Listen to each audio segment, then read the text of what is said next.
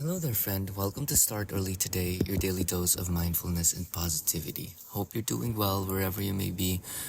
Hope all is well. Happy Sunday.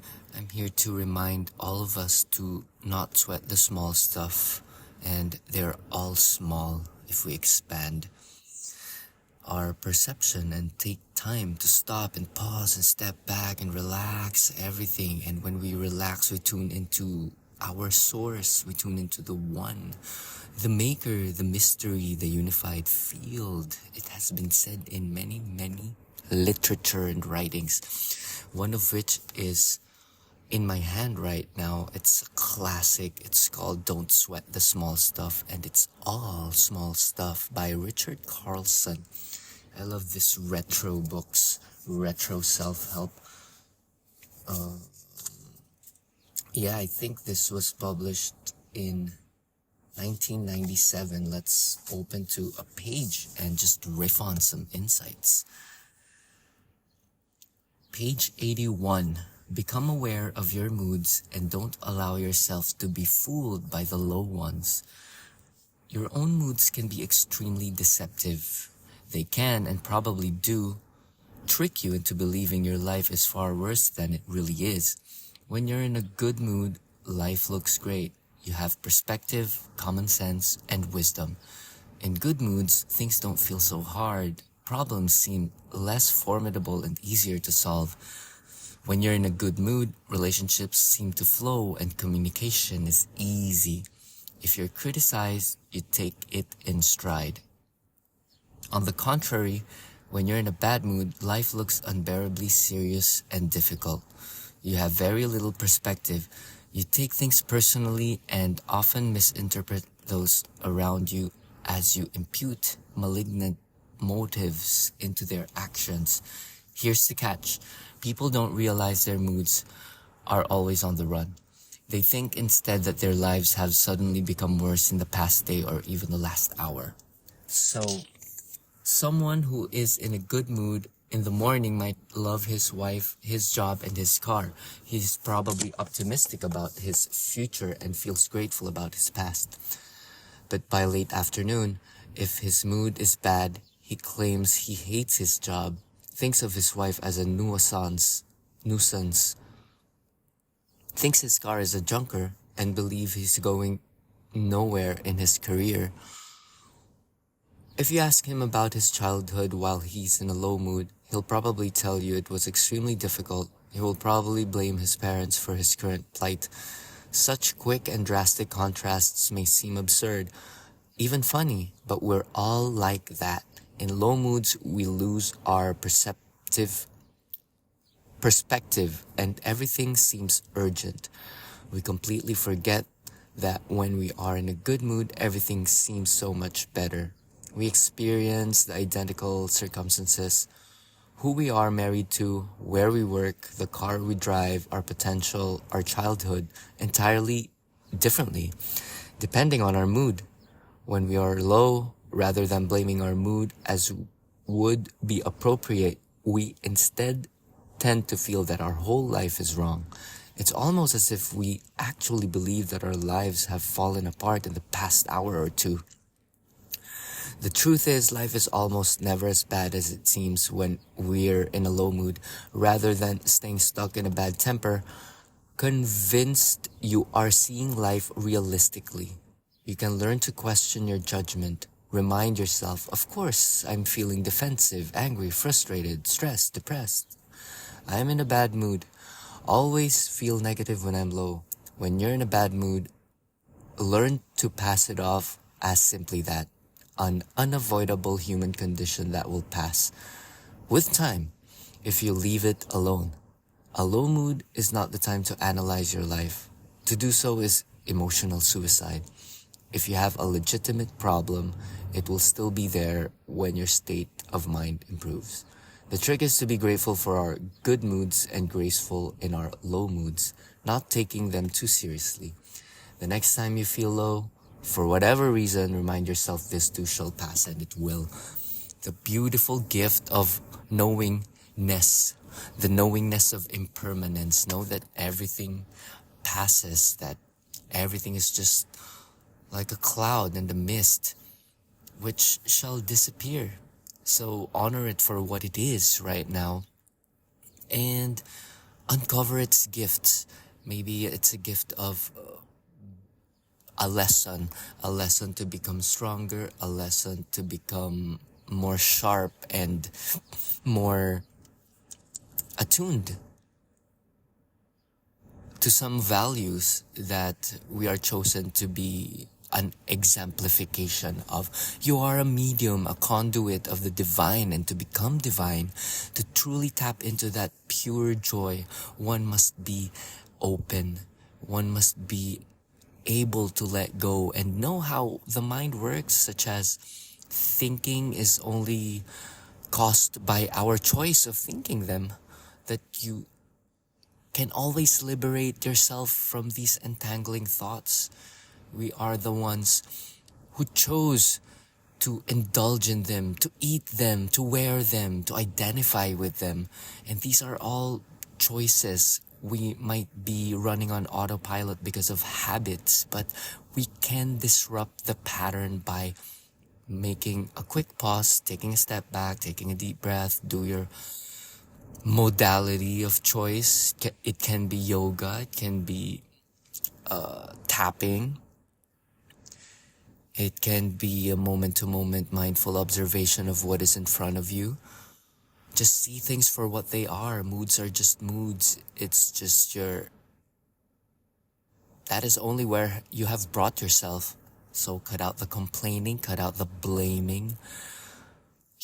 Take accountability, take responsibility for your emotional well-being, because you have thought yourself there, and through pattern, through habit, through choice, it all can be changed. You can change the way that you are and the way that you live and the way in the direction your life is going by making these choices.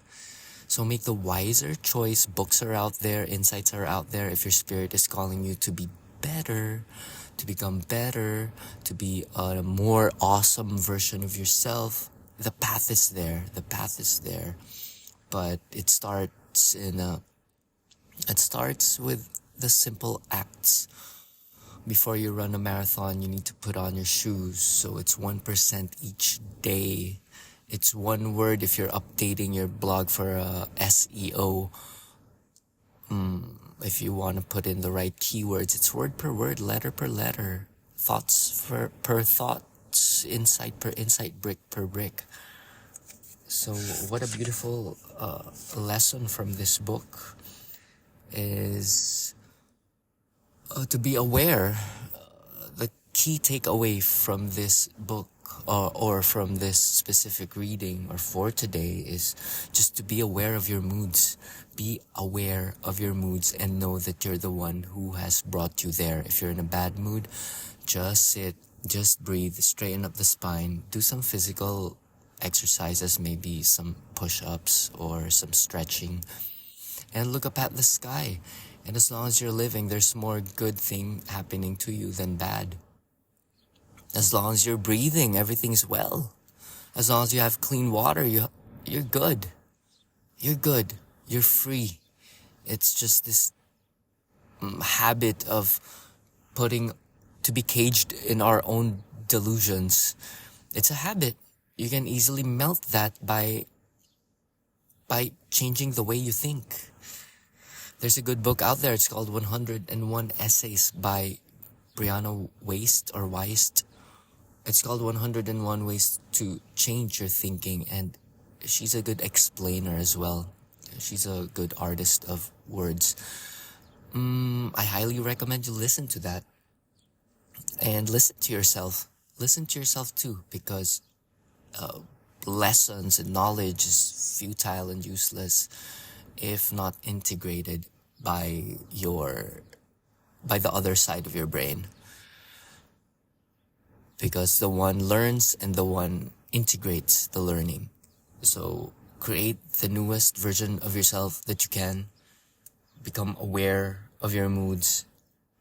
Don't be allowed to be fooled by the low moods.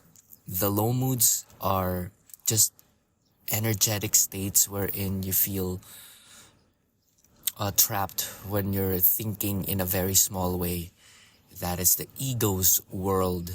The ego's world is never content. It's always complaining. It thinks it's separate from the whole. It thinks it's running out of time. It's dying constantly. It is insecure. But the other part of you, which knows, is settled, is at peace. It knows the right action at the right time. And with that comes trust, faith, and ease on your body and in your life. Make your life worth, a beautiful one. Make it worth writing about. Make it like a flower on a vase. It's not too grand, it's not too small, it's just perfect the way that it is because you're the creator of it and each one is unique. So I also would like to share the chart of David Hawkins. He has a vibrational chart if you Google that really quick. David Hawkins vibrational chart. And to know where you are on the vibrational scale. And you can tune in by what are you thinking? Are you stuck in a loop? Are you stuck on a thought? Are you stuck and you feel like you're a victim and powerless? You can easily change that. Stop that. You just stop it. You turn it around. You turn it around and tune into ways that you are loved, you are supported. Tune into gratitude. It's a classic. That's how it should. That is the crux of everything. If you are thankful, if you are humble, you will be able to work on yourself. You will be proud and you will be excited because you are humble that you are given this one small human limited life, limited in time space. As talking about, if we talk about time and space, we are limited in that way. But within us is infinite, eternal, immortal, and universal. So isn't that a magnificent gift that you can be, do, have whatever you want? But it comes at a price. And the price to pay is also fun because you get to sculpt the David in you. You get to sculpt the masterpiece in you.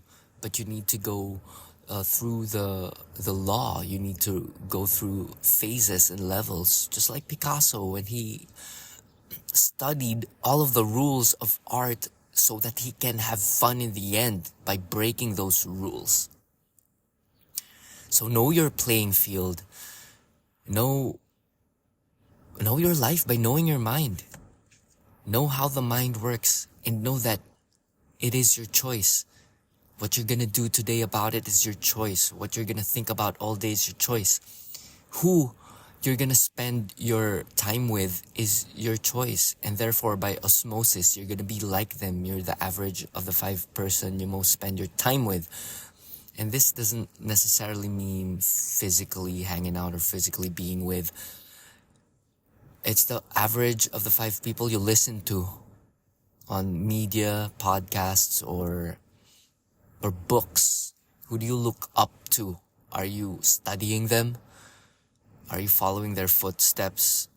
Or are you just, meh, it happened when will it happen? There's that too, my friend, but you gotta take some steps. You gotta take some steps to get things done.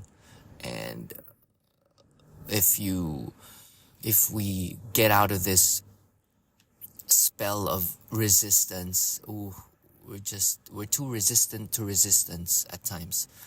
That's why I make it a point to get out of resistance by really making the body strong and doing hard things first so that I'm non-resistant the whole day. I'm not resistant to hard things. I'm not resistant to new things. Okay? Talking about new, it's the first time we went to a Pride festival, music festival. It was called Ladyland, and all those music are new to me. And I thought I was a musician and I knew things, but I did not know anything. Those artists were awesome, the DJs. Poof. Yeah, I moved the body until 2 a.m. We walked and we met new people. We celebrated love. It's a cool time. It's a cool time in the city and to be alive and to celebrate your life and to make use of all of this to to live the to live life to the full. You need to be aware. Okay, just first principles. Be aware of your thinking, feeling, and believing. And it's up to you. What does it look like for you today, my friend? It's a beautiful day to be alive. Get on that plan in a light-hearted way. Do not take things too seriously. And yeah, another insight that struck me here is it's never as bad as it seems. The mind tends to overanalyze and over-anticipate and overestimate. The mind is good with that. But it served us some good purpose too. It overestimated danger. That's why we are too safe now and sometimes too cushy and coddled. But to become fully human, to be fully alive, I love that state where when you're just in that, when you're on the edge, when you're at risk of the right amount of, shall I say, not danger, it's just something new. You're on your toes. You feel truly alive when you're in flow.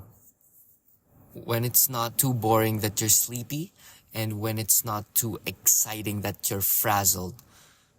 Just the right amount of equanimity, but alert and active and awake, to become truly awake and at one with nature. Just feel the breeze on your face and watch your dog. Shout out Delilah and Caroline. Shout out my sister Peggy and Agnes. Shout out Sarah and all of her cats. Shout out to Joseph Ensenya and Toka. He's an amazing yoga teacher, Joseph Ensenya. Check him out. So I think that's it for today. Feel free to head on out, like and subscribe, share to your friends, share on social media, and let's just spread the word of on how to be an awesome human. These are just basic human stuff that we have forgotten for reasons I do not know why yet to be researched. I love you and you love you. That's it for today. Namaste.